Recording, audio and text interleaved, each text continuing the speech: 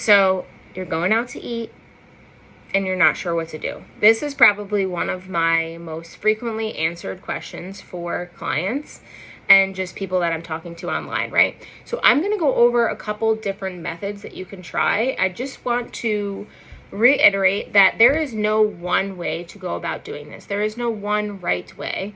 There are multiple ways, and probably more ways than I may go over today. And it is up to you to try them and see what feels best. What works for me may not work for you.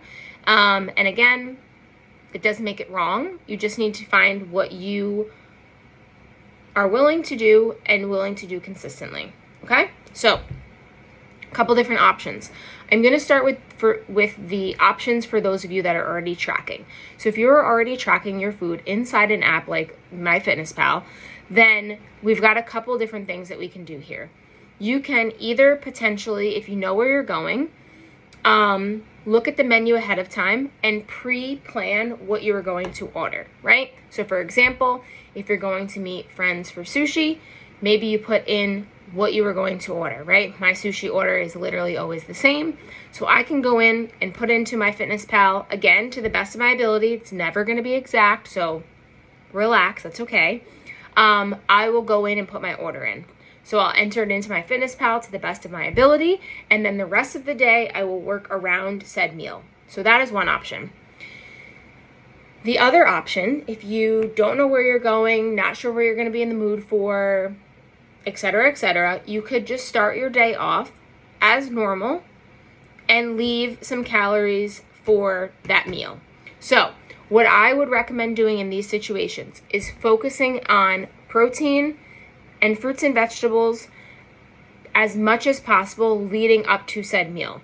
We don't want to go up to, or show up to the meal, starving. So we definitely don't want to bank calories and where it's like we go all day without eating and then we show up to sushi and we order 3 appetizers and an entree and we eat to the point of being super full, because that is just going to basically be, counterproductive, right?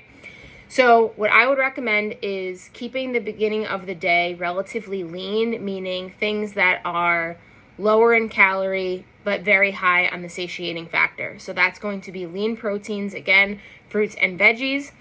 If you were training that morning, make sure you include some carbohydrates in and around your training session so that you're fueled properly and your body can recover properly. Focus on staying hydrated, and then when you get to said restaurant, order what you want. And always try to, and this goes with any method, eat slowly, don't eat to the point of being full, and take breaks. Don't shovel food into your mouth before you finish chewing what's already in there, etc. Those are going to be super useful on any method across the board.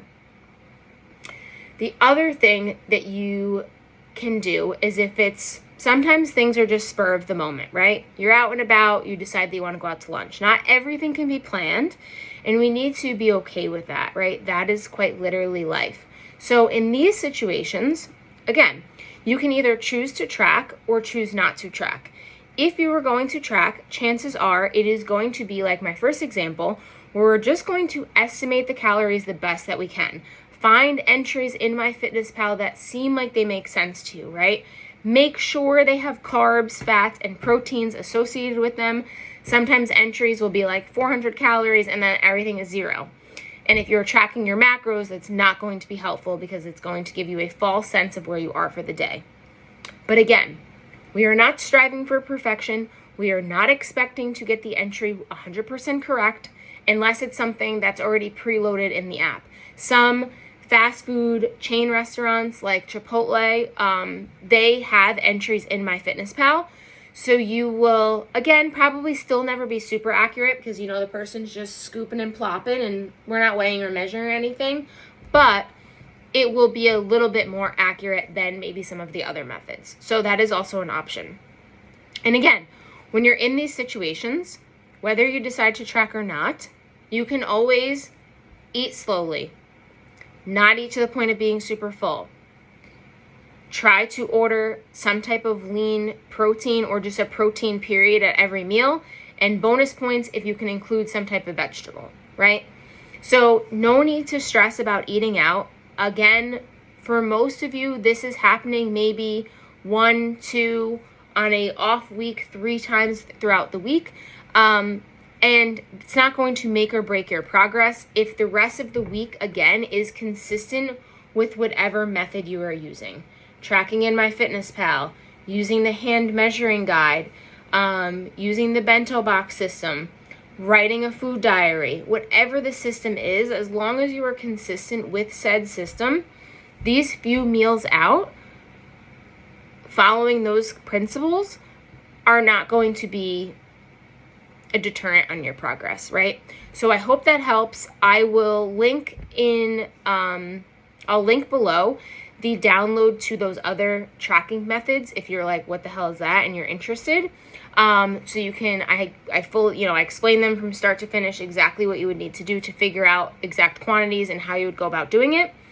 I think it is worthwhile for everyone to track to some degree, especially if you have specific health and fitness goals, because what we track, we can manage, and what we're not tracking means we're ultimately just guessing. So I hope this helps you feel a little bit relief when it comes to dining out.